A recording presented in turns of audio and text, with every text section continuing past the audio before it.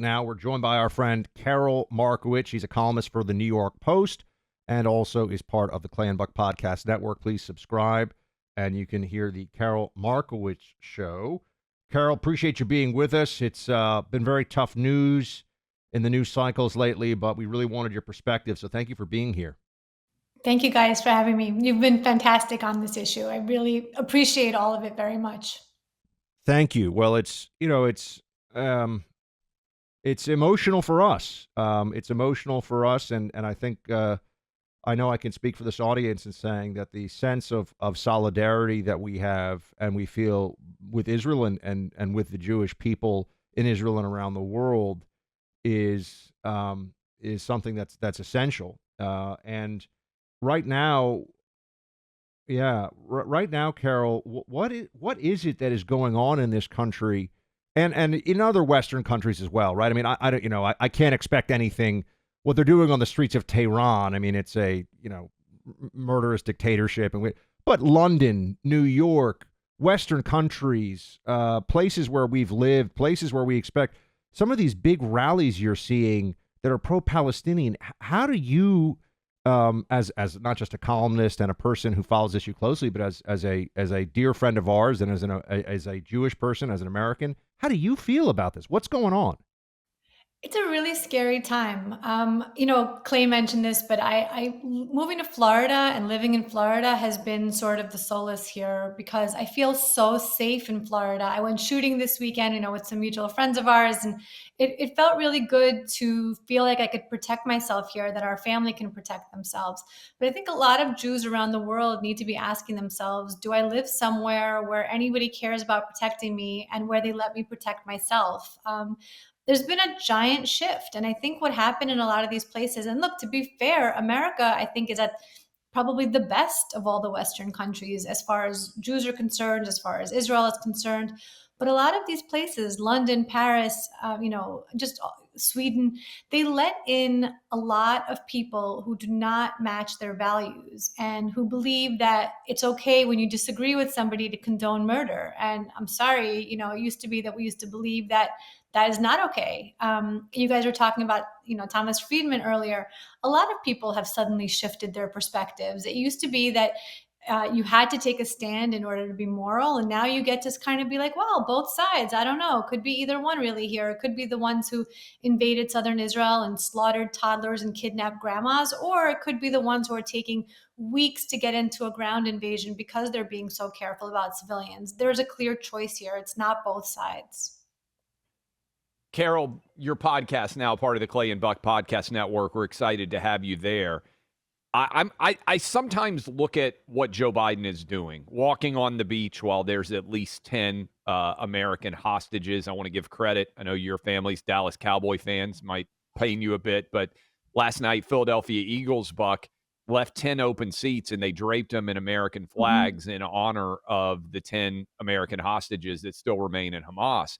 But Joe Biden just tweeted an hour ago, Karol, as Americans, we must come together and reject Islamophobia and all forms of bigotry and hatred. In his address last week, I believe it was on Thursday night, Karol, Joe Biden mentioned Islamophobia more than he did anti-Semitism. Right. The left in this, I mean, it's crazy. I think I misstated a quote, but I know it's making the rounds circulating. I wanted to get your reaction to that, but also this. Bari Weiss tweeted, a lot of people, this is a quote from one of the writers on her site, a lot of people woke up on October 7th as liberals and went to bed as conservatives. What changed? How would you So that assess, writer is Konstantin Kisin. He's fantastic. Yes, that's the right. That piece is really good. What changed is that a lot of people realized that they thought that all of their friends were on the side of civilization and on the side of like, don't kill babies. And suddenly it seemed that they woke up and their friends did not care at all. I have to say, as a conservative, that was not my experience. A lot of my friends reached out to me. A lot of people on Twitter have offered support. People like you two have been, again, incredible. Megyn Kelly has been incredible. Just so many people on the right have been fantastic. And I didn't have this sense of, wow, where are my friends? I haven't unfriended anybody. I had to block some trolls on Twitter, but I haven't, cut out any actual friends during this time. But I think for a lot of liberals, this was an eye opener, and they suddenly realized that what their grandparents were talking about, from the 30s and 40s is could easily happen now, and that some of their friends would just help them onto the cattle carts. And I think that that is an eye opener.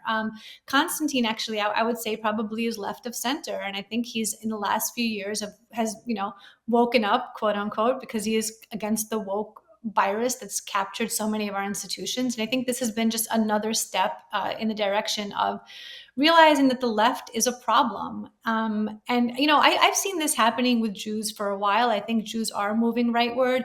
Donald Trump got more Jewish votes than any Republican had gotten before. Ron DeSantis got, I think, 40% of the Jewish vote in Florida, which is high. I actually think that's still low because of the amazing work he's done for Jews in Florida.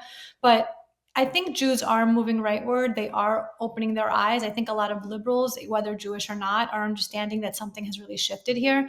And I do think we're going to see people understanding something that they just did not understand before October 7th. Speaking to Karol Markowicz, please subscribe to the Karol Markowicz Show on the Clay and Buck Podcast Network. If you haven't heard it, Karol's an important voice on a range of issues, including this one. And Karol, we are seeing, it's interesting, isn't it, the way that the Democrat Party handles this. On the one hand, we don't go on air and just bash Joe Biden to bash Joe Biden. Some of Biden's statements on Israel have been very good. And we've said that, some of what Biden has said has been very sound on this issue. I mean, I would say a lot of, not all, but a lot of what he said has been very sound on this issue. But the part of this that I can't help but notice as well is that you never hear, whether it's Biden or Schumer or Pelosi, the elder statesmen and stateswomen, if you will, of the Democrat Party, such as they are, saying, hey, this stuff from Rashida Tlaib and Ilhan Omar, and just more generally that, the BLM, Chicago organization, et cetera, that is outside of, what the Democrat Party is. That is beyond the pale. We condemn that. There seems to be none of that. Am I missing it? Has that happened? No, it really hasn't. And you're right about Joe Biden. He has made some good statements on Israel, but these latest ones about, any kind of that there's some sort of like bashing of Islamics happening, that's simply not true. You look at any of the videos at college campuses, you look at any of the marches in cities, it's Jews being targeted. It's absolutely not Muslims. I think that's just a joke. But the fact is, yeah, he's said some good things. It just, can we expect Joe Biden to live up to this moment? Like you guys said, he was at the beach this weekend. What kind of president goes to the beach when the world is on fire like this? It's just not acceptable.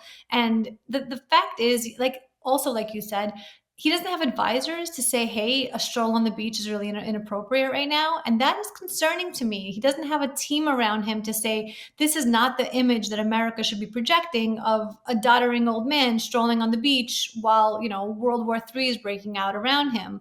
I would love to have the Biden administration live up to this moment. I am rooting for the Biden administration. They are in charge right now. I don't want anything bad to happen while they're in office. It's just, we should be rooting for our president. But the fact is, I just don't see him living up to this moment. And I think his administration is completely unprepared for it. And the fact that their allies are some of the, biggest America haters and Israel haters around is really not comforting to me. Karol, this is a big discussion, and I don't think that this story in particular necessarily epitomizes it, but we're seeing a lot of college kids suddenly realize, hey, wait a minute, there can be consequences for some of the public opinions I share out there. Mm-hmm. And there are kids who are losing job offers because they're coming out and they're saying that Hamas was justified or that Israel deserved what happened to them. What should, in your mind, I'm talking about college kids, not people who are Yeah. older, although I think you could certainly have that conversation. What do you think is legitimate in terms of a response to people who say Hamas was justified or Israel deserved it in their larger life?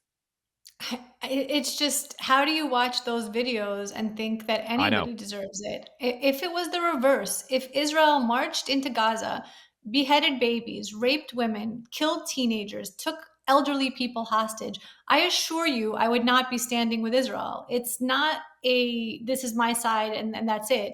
You have to look at what happened. They live streamed it, and still people are like, well, I don't know. I'm not sure I saw what I saw.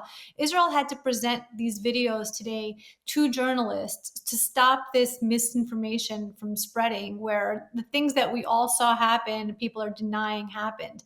What do I think should happen to college kids? I'm sorry, they're not kids. They're grown-ups at this point. They're old enough to vote. They're old enough to join the military. They're old enough to make us live under their rules for the last, decade or so. These college kids have enforced this cancel culture all around. If you wore a MAGA hat, that was okay to destroy your life.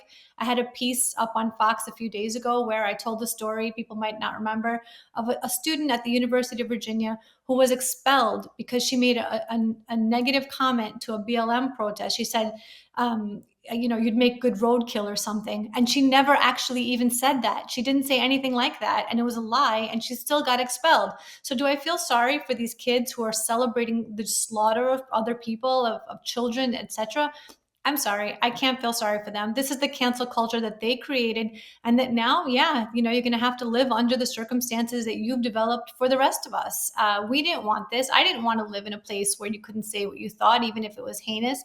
But that's where we are. And unfortunately, that's, where we're going to have to be for a while. There's also a great piece by Mary Catherine Ham today on Outkick, where she says that this is what it used to be before cancel culture. You couldn't go around saying it's okay to kill children and that's fine and hope that your job wouldn't care. Right. This was always an issue. You can never say things like that. This, Karol, it's interesting because reasonable people can understand that. Yeah, sure, we believe in free speech, but calling for the extermination of human beings or celebrating people's murders or deaths, like that's different than arguing over the marginal tax rate or immigration numbers or whatever, right?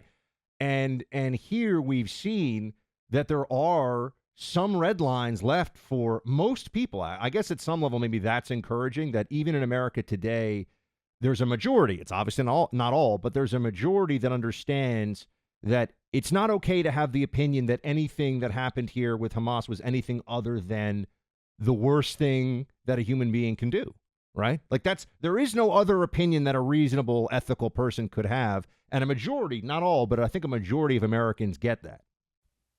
Yeah, I agree. I think that America and Americans have the right perspective here in general, and it is a loud minority who is presenting this other point of view and turning the paragliders who slaughtered, teenagers at a music festival into some kind of heroes. I think that is a minority. They are very loud, and I think that they should live up to the consequences of these terrible opinions that they have. Also, the videos of grown people ripping down the kidnap posters in various cities. In Miami, there was a dentist who tore down these posters, and in New York and in other places, people are pulling down these posters and they're being identified and fired from their jobs. Well, I wouldn't feel comfortable going to a dentist that thought that nobody should see that Hamas kidnapped toddlers. I don't think that most people should feel okay in that dental seat. I wouldn't want to get in an MRI machine with a technician who's been tearing down pictures of grandmas who are held hostage in Gaza. None of that is okay. And I think it's totally fine to say, yes, these people should be fired. Yes, these college kids should lose their job offers. Yes, they should consider the things that they're saying and the things that they're doing and really, live a different life. Karol Markowicz, everybody. Karol's podcast is the Karol Markowicz Show. If you subscribe to Clay and Buck, you can listen to it there, or you can listen wherever you want on the iHeartRadio iHeartRadio app. Karol, appreciate you as always. Thank you so much, and thank you guys. for being here with us. Thank you. Keep up the good work, Karol.